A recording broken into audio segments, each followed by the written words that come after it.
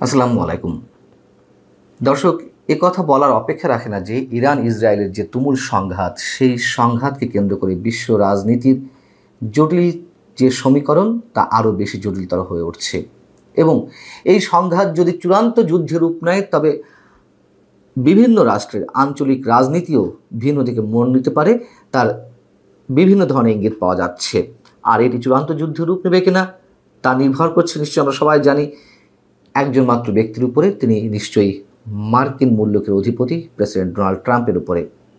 আর Trump যদি সিদ্ধান্ত নেন যে যুক্তরাষ্ট্র সরাসরি ইরানের উপর হামলা করবে এবং সত্যিই তা ঘটে, সেক্ষেত্রে বিশ্বযুদ্ধ বেঁধে যাওয়ার মতন আশঙ্কাও অবশ্যই এর মধ্যে তৈরি হয়েছে। তখন বিভিন্ন রাষ্ট্র এর মধ্যে নানান ধরনের প্রস্তুতি নিয়েছে।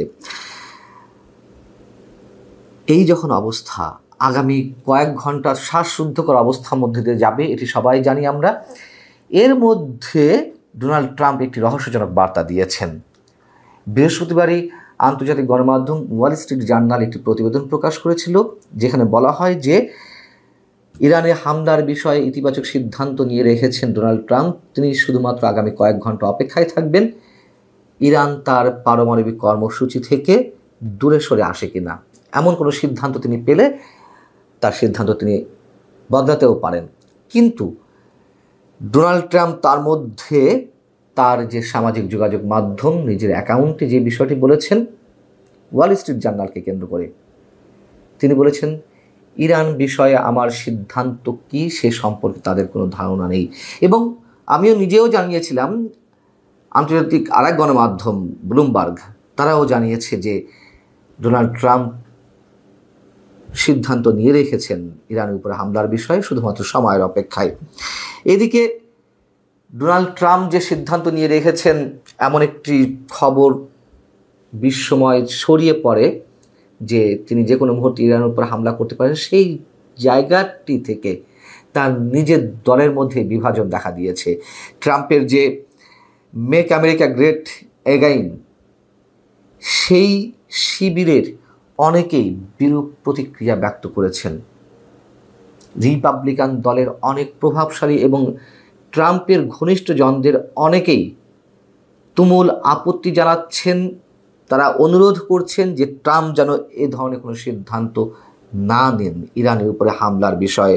এদিকে যুক্তরাষ্ট্রের সবচেয়ে বড় মিত্র কিয়ার স্টারমার, আমরা জানি যে লন্ডন বা ইংল্যান্ড মোটামুটি প্রস্তুত ছিল, যুক্তরাষ্ট্র যেদিকে যাবে তারা সেটাই করবে এবং সেটি ভাবার কথা বা আমরা জানি। সেই কিয়ার স্টারমারও সামরিক পদক্ষেপ গ্রহণের জায়গা থেকে ট্রাম্পকে সতর্ক করে দিয়েছেন, আহ্বান জানিয়েছেন যে এখন সংঘাত আরও ঘনীভূত হওয়ার বাস্তব অবস্থায় পৌঁছেছে। সব পক্ষকে কূটনৈতিক সমাধানের পথ বেছে নিতে হবে। এবং যুক্তরাষ্ট্রের সঙ্গে এরই মধ্যে কয়েক দফা আলোচনাও হয়েছে উচ্চ পর্যায়ের শীর্ষ পর্যায়ের কর্মকর্তাদের মধ্যে, এবং তারা বলার চেষ্টা করছে যে এই সংকট সমাধানের একমাত্র পথ ধারাবাহিক কূটনৈতিক তৎপরতা। কিন্তু ইরান কিন্তু থামছে না। ইরান ক্ষেপণাস্ত্র হামলা করে যাচ্ছে। সর্বশেষ অবস্থাও তারা ক্ষেপণাস্ত্র হামলা করেছে ইসরায়েলের উপরে। আমরা যেটি বলছিলাম যে বিশ্বের বিভিন্ন রাষ্ট্র প্রস্তুতি নিয়ে রেখেছে, তার সবচেয়ে বড় উদাহরণ হচ্ছে তুরস্ক। তুরস্ক সম্ভাব্য যুদ্ধ পরিস্থিতিতে কি করবে সেই সিদ্ধান্ত নিয়েছে। তারা ইরানের পক্ষ হয়ে যুদ্ধের সব ধরনের আয়োজন সম্পন্ন করেছে এবং ইরানের সঙ্গে সীমান্তের নিরাপত্তা ব্যবস্থাও তারা জোরদার করেছে। এই যখন অবস্থা, আমি আঞ্চলিক রাজনীতির কথা বলছিলাম, পাকিস্তানের সেনাপ্রধান ফিল্ড মার্শাল আসিম মনির তিনি যুক্তরাষ্ট্রে অবস্থান করছিলেন। ডোনাল্ড ট্রাম্পের সঙ্গে তিনি দেখা করেছেন বুধবার, একসাথে তারা লাঞ্চ করেছেন। ট্রাম্প তাকে যেভাবে সম্ভাষণ জানিয়েছে, তাকে বুকে টেনে নিয়েছেন এবং তিনি এই মন্তব্য করেছেন যে তার সঙ্গে সাক্ষাৎ করে তিনি সম্মান বোধ করছেন। এই বিষয়টি নিয়ে এখন ভারতের মধ্যে তুমুল উত্তেজনা। নরেন্দ্র মোদীকে অনেকে আক্রমণ করছেন, বাক্য বাণে জর্জরিত করছেন। পাকিস্তানের সেনাপ্রধানের সঙ্গে সাক্ষাৎ করে তিনি সম্মানিত বোধ করছেন। এর মধ্য দিয়ে তিনি কথা বুঝিয়ে দেওয়ার চেষ্টা করলেন যে কদিন আগে ভারত পাকিস্তানের যে উত্তেজনা, সেটিকে কেন্দ্র করে ভারতের যে প্রচারণা এবং ট্রাম্পকে যা বোঝাতে চাইছিলেন নরেন্দ্র মোদী, সেদিকে কোনো ধরনের ভ্রুক্ষেপ ট্রাম্প করেননি। এই বার্তাটি যুক্তরাষ্ট্রের পক্ষ থেকে দেওয়া হয়েছে। ভারতের বিরোধী শিবিরের নেতারা তেমন মন্তব্যই করছেন এবং পাকিস্তানও নিশ্চয়ই বলে দিয়েছে এরই মধ্যে যে ইসরায়েল ইরান যুদ্ধে বা সংঘাতে তারা নিজেদেরকে জড়াবে না এবং ইরানের সাথে পাকিস্তানের যে সীমান্ত, সেই সীমান্ত তারা বন্ধ করে দিয়েছে।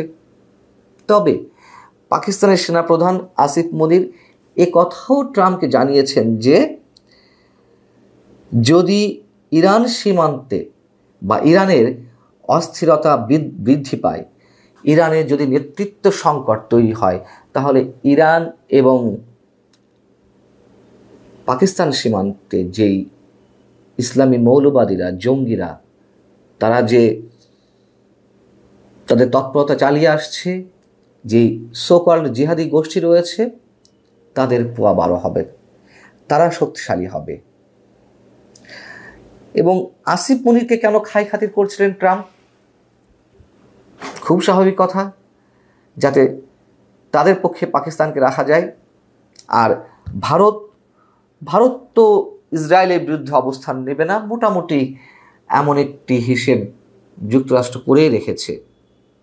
অতএব এটিকে কেন্দ্র করে শুধু ভারতের আঞ্চলিক রাজনীতি নয়, কিংবা ভারত পাকিস্তানের রাজনীতি নয়, বিশ্বের আরও অনেক দেশের রাজনীতিও অন্যদিকে মোড় নিতে পারে বা সেদিকে যাচ্ছে। এবং সবশেষে এটুকুই বলতে হয়, অবশ্যই আগামী কয়েক ঘন্টা বিশ্ব নেতারা শ্বাসরুদ্ধকর অবস্থায় রয়েছেন। আমরা সাধারণ মানুষ যেমনটা রয়েছি, ঠিক তেমনটাই। ভালো থাকুন সবাই। আল্লাহ হাফিজ।